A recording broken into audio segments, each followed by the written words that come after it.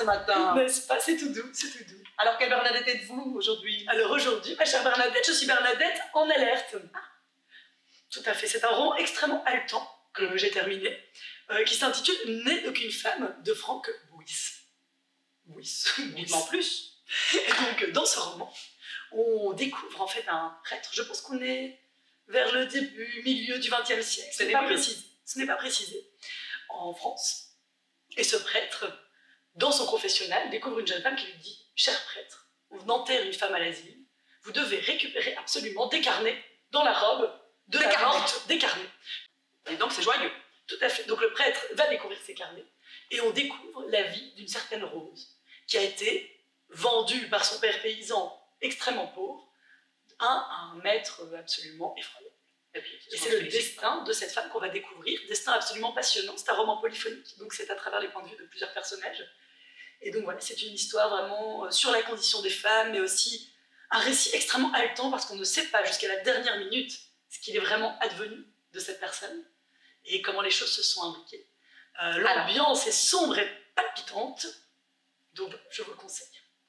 Alors, à la minute même, nous allons découvrir un extrait. Mais tout à fait, chère Bernadette, une fois n'est pas coutume.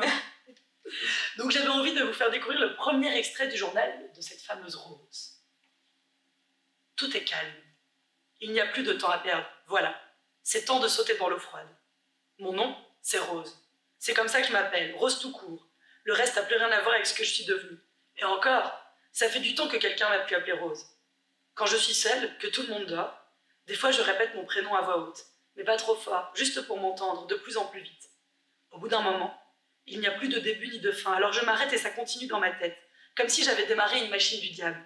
Si on m'entendait, j'aurais sûrement droit à un traitement spécial et tout serait fichu par terre. Je pensais que ça serait difficile d'écrire. J'ai passé tellement d'années à attendre ce moment, j'en ai tellement rêvé. Je me suis préparée tous les jours à mettre de l'ordre, à trier mes idées, en espérant le moment où je pourrais enfin poser mon histoire sur du vrai papier. Et voilà que le grand soir est arrivé, celui où j'ai décidé de me jeter dans la grande affaire des mots. Sûrement que personne ne me lira jamais. C'est pas ce qui est important. Ce qui compte, c'est que pour une fois, j'aille au bout de quelque chose sans qu'on m'en empêche. Je reculerai pas. Pour que ça soit possible, il a fallu que je croise Jenny, une bonne âme. Je parlerai d'elle plus tard. J'ai beaucoup réfléchi à ce que j'écrirais en premier, par quel bout démarrer. Évidemment, pas par le vrai début de ma vie, un autre début. Le moment où j'ai compris que je quittais un monde pour un autre, sans qu'on me demande mon avis. Voilà, chère Bernadette. Effectivement, on a envie de savoir la suite. N'est-ce pas? Et vous, ma très chère Bernadette, quelle Bernadette êtes-vous aujourd'hui? Eh bien, aujourd'hui, je me sens Bernadette Poésie. Oh, poésie, j'aime tant la poésie, chère Bernadette, dites-moi en plus. Cette fourrure m'a donné envie, comme au coin d'un feu, de me blottir avec un grand recueil que j'ai découvert il y a peu et que j'ai adoré.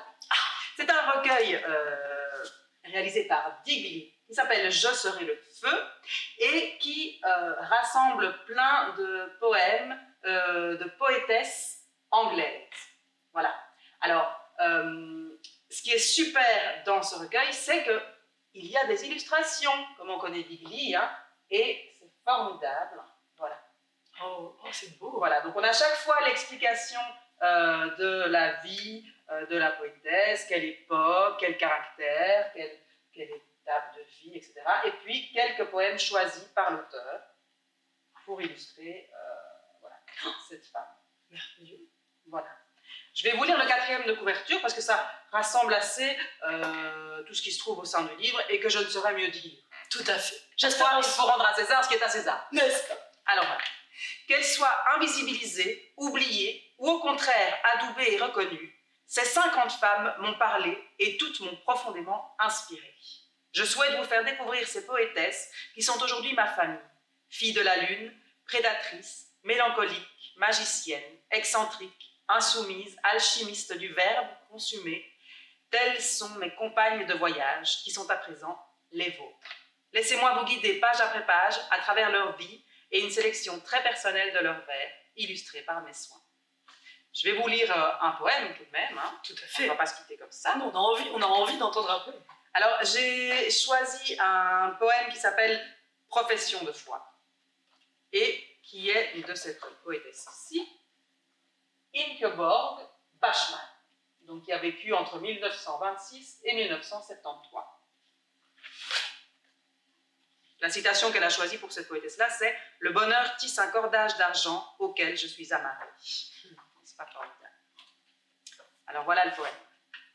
Je ne peux vivre sans ressentir la présence toujours d'une étincelle de feu clair. Mon cœur préfère errer éternellement que se rafraîchir dans le courant du jour. Je cherche l'amour aux ultimes confins et brûle de me dissoudre enfin, quand bien même tous les appuis me lâchent, me jouant aux mains du malin.